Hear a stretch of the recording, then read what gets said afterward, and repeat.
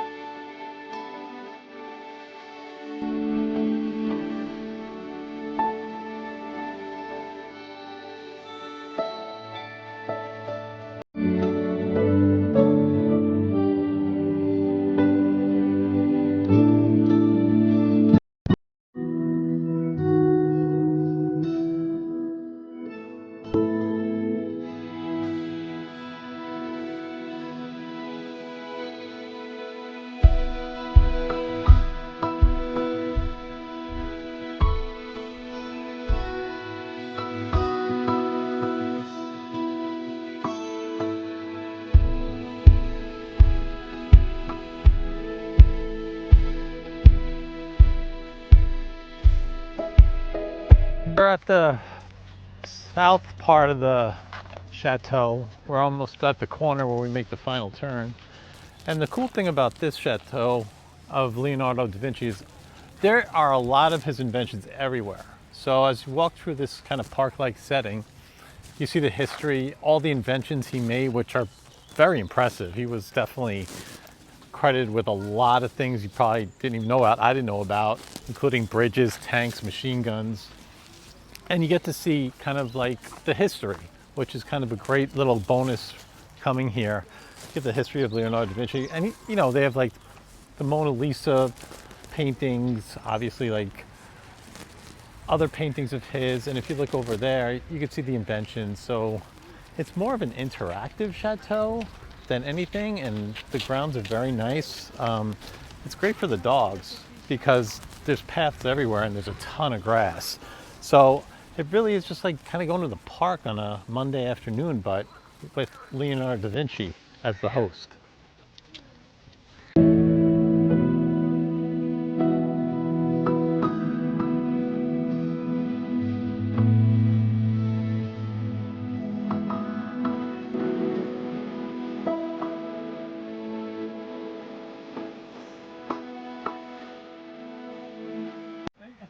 Okay, so we took a little break. We're at almost 3/4 of the way through. We're gonna kind of sit here for a bit because the dogs are a little tired and all they've been doing is eating grass and dirt. So it's a nice spot to just relax. You can see behind us some of the, I guess, posters? What do we call those?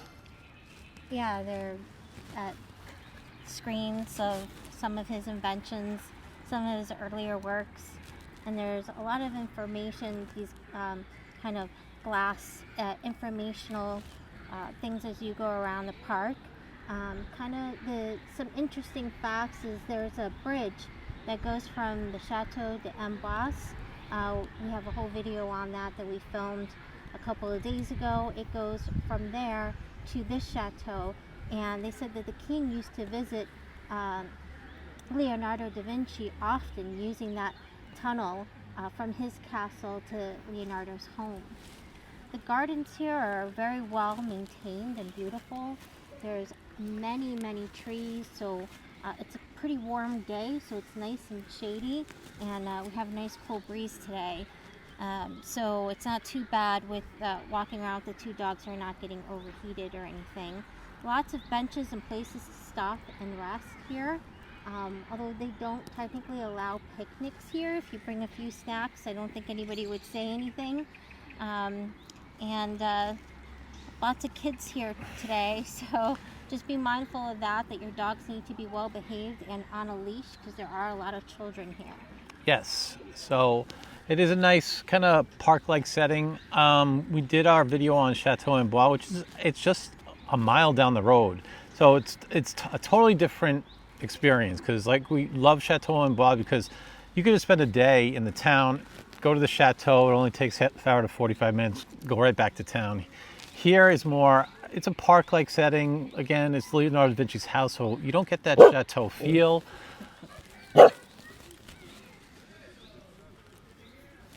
They said again, your dogs need to be well behaved because there are a lot of kids here. And they just stare. One was they staring just at her. Stare at so her. She decided to have a conversation with him. There we go. Okay. Okay. So as I was saying, yeah, this is a different feel as far as chateaus go. Amboise is definitely more architectural. It's all about the buildings and the chateau itself. This is more, like I said, walking through a park on a Monday afternoon and learning the history of Leonardo da Vinci, which is very interesting. And as we go through, we'll take some pictures of video of kind of, they have the flying machines he invented kind of hanging from the trees. So it's pretty cool. You can look up and see kind of his early inventions. So we're almost done. We're gonna walk through this path and head toward the end, but I think we've been here about an hour. Yeah, we've been here quite some time. If you want a chateau with more beautiful gardens, check out our video on Chateau Villandry. The gardens are absolutely That's the amazing. best. So check out that video and you'll find that the gardens are just absolutely stunning there. I highly recommend that one as well. Yeah, one thing about the Loire Valley is obviously you come in here to see chateaus, and you could get overwhelmed. There's, I don't know how many there are. You're not going to be able to see them all, especially a lot of people just spend a week in the Loire Valley. I would do your research beforehand. You kind of want to get a good mix in. I think our perfect mix would be Chenonneau for is amazing. It's huge. You see, that's a true chateau. It's massive. It's a great experience. Valandry for the gardens, absolutely. And then do a day in Amboise and just kind of go to the chateau and spend a day in town. And if you are willing to do the drive, definitely check out Chambord.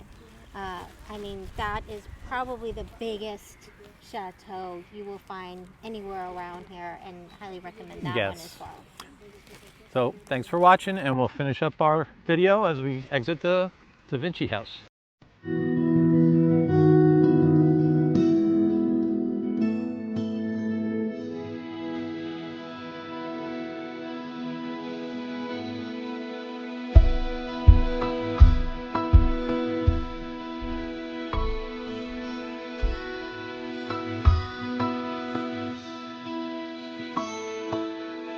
We're done at Château Clos Lucé, or Leonardo da Vinci's house. This is the exit.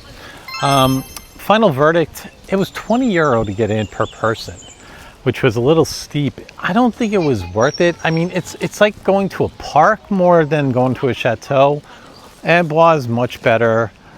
Valandry, way better. And I think they were cheaper to get into. So this is pretty steep for €20 a person. We wouldn't come back, but we had a nice afternoon with the dogs.